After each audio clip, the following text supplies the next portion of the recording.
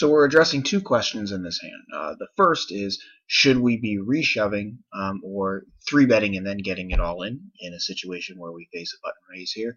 And then the second question is the more important one of, how should we be playing when we're in the money of a game? This is an 18-man, but the same thing could be applied to 9s and 18s and heck, even 45s too. The idea of, once you are in the money, should I be playing to move up or should I be playing to win? Okay, so that's what we are going to deal with. Okay. First of all, for the actual play you should make here, when this player min raises, generally with no information, this is a shove. You have 15 big blinds, you have pocket fives, it's a button raise. It seems perfect. I think you could shove any pair here, but definitely 5s plus.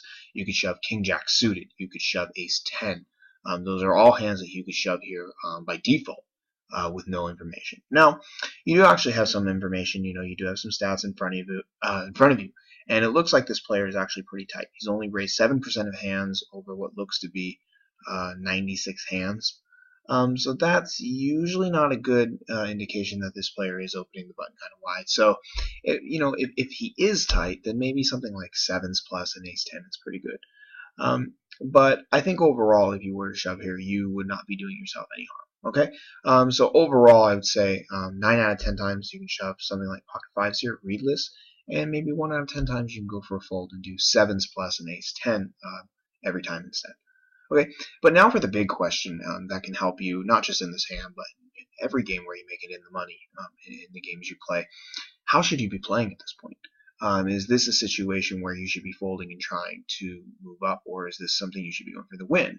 Well, that is going to depend on two factors. The first one is a fact, and the second one is an opinion. Okay? What I mean by that is the first one is going to be based off of stack relationships. The first thing you want to look at is the stack distribution in this game.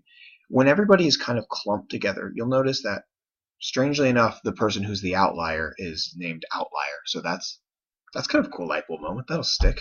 But basically, he's big in first place, but then you got all these other people and you're tied with them, right?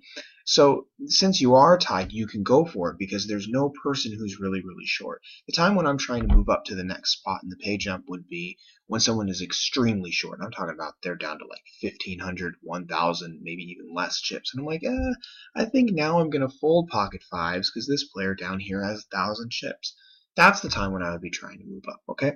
But now the second part of that, the opinion, is how does this money relate to you? It's, poker is, there's a lot of expected value and all that, but sometimes it's just about you.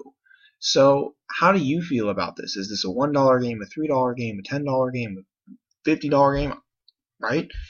And whatever the buy-in is, how is that money related to you? So if for whatever reason this is a pay jump that is significant, then you should try and, of course, get that next pay jump. But usually in an 18-man, since it's a flat payout structure, 40, 30, 20, 10%, usually that's not going to be the case, where I don't think there's that much value in trying to go from fourth to third here. So based on the stack setup of this particular game, this is definitely one where I would be going for the win, so to speak, and which that would make me a lot happier shoving pocket fives. Okay, so that's it. Now you know all my thought process. You can think about it for yourself. You can rewatch this, and there's a lot of juicy little goodies in here that can help you with your game. I hope you enjoyed it.